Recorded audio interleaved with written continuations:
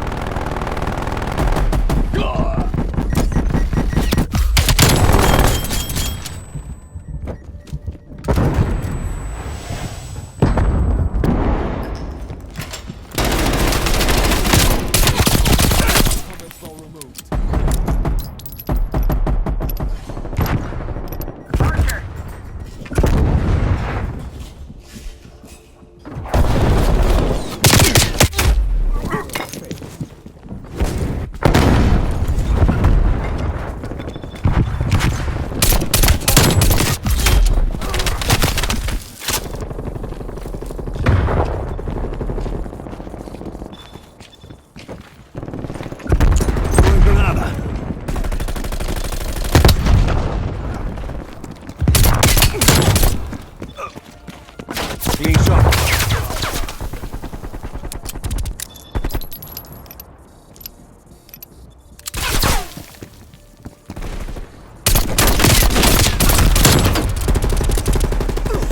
Enemy down.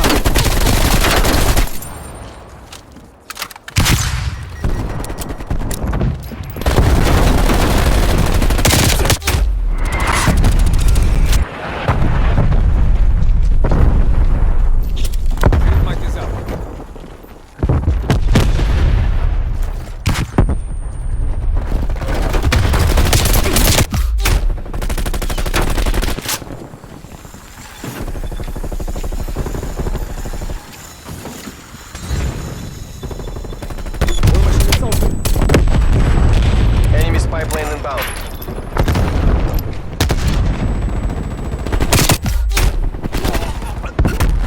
Hostile pipeline destroyed.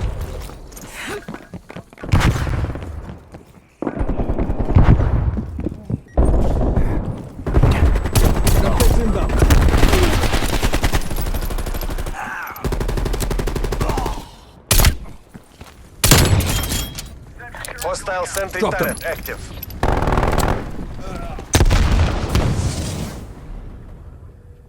Mission goals are in sight. Take the win. Enemy care package above.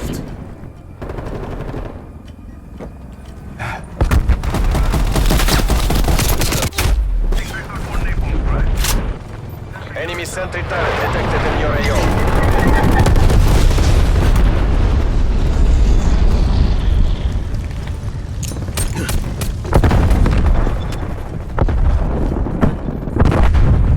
Enemy RCXD detected. Multiple hostile RCXDs operating.